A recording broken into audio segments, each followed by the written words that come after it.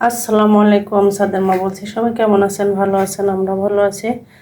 আমি যে রান্না করব, মগজ রান্না করব, তার জন্য একদম গরম পানি করে সুন্দর করে ভিনেগার দিয়ে আমি একদম ফ্রেশ করে ধুয়ে নিলাম। আর এই যে মগজের উপরে যে একটা পর্দা থাকে সেটা আমি আরো সুন্দর করে তুলে নিয়েছি, খুব সুন্দর করে। আর এই যে কলিজা সেদ্ধ করে কলিজার উপর থেকে পর্দাগুলো আমি একদম তুলে নিয়েছি। এভাবে সেদ্ধ করে তুলে নিলে খুব সুন্দর মানে উঠানো হয়ে যায়। আমি এখানে একটা কাটবো আর মগজটা ভুনা করব। দেখে সাদবাবু আজকে খায় নাকি, একটু কলিজাটা শক্ত হয়, কিন্তু দেখে চেষ্টা করব খাওয়ানোর জন্য। কারণ সাদবাবু একটু দুধ খাচ্ছে না, মানে জানি না এখন দুধ মনে হয় আর হয়তো খাবে না, এজন্যে ওর পর্যাপ্ত পরিমাণ খাবার দিতে হবে আমাকে। আমি যে তেল গরম করে পেঁয়াজ দিয়ে দিছি আর কয়েকটা এলাচ আর দারচিনিও দিয়ে দিলাম।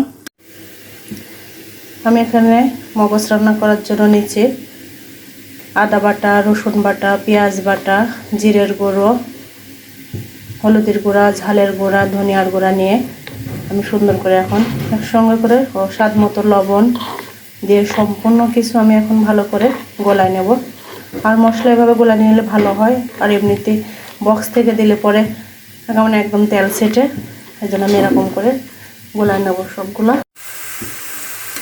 আমি পেঁয়াজটা একটু হালকা বাদামি কালার করে নিলাম। আমি এখন যে গোলানো মশলাটা দিয়ে দেব। আমার এই যে পেঁয়াজ বাদামি কালার করে নিলাম, এখন আমি মশলা দিয়ে দিয়েছি। এই মশলা আমি এখন সুন্দর করে কষায় নেব। যতক্ষণ না তেল উপরে আসে ততক্ষণ আমি ভালো করে কষায় নেব। এখন আমি মশলাটা খুব ভালো করে কষায় নেব। আমি যে খুব সুন্দর করে মশলা ভেজে নিলাম, একদম তেল উপরে উঠে আসছে। আমি এখন এই মগজটা দিয়ে দেব।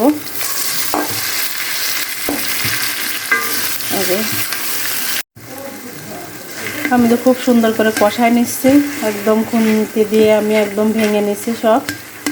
এভাবে আস্তে আস্তে, মানে চুলা বেশি করে জাল দিচ্ছে না, আস্তে জাল দিয়ে এভাবে নেড়ে নেড়ে ভেঙে নিচ্ছি।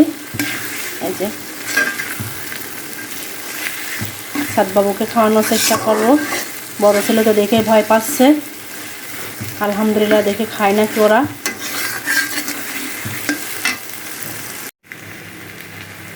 এই যে মগজ রান্না করা হয়ে গেছে, একদম সুন্দর করে আমি কালো কালো করে রান্না করে নিলাম।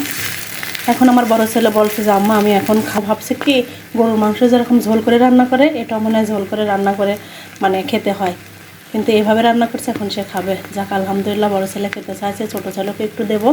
এই যে রান্না করা হয়ে গেছে। আজকের ভিডিওটা এই পর্যন্তই। আল্লাহ হাফেজ।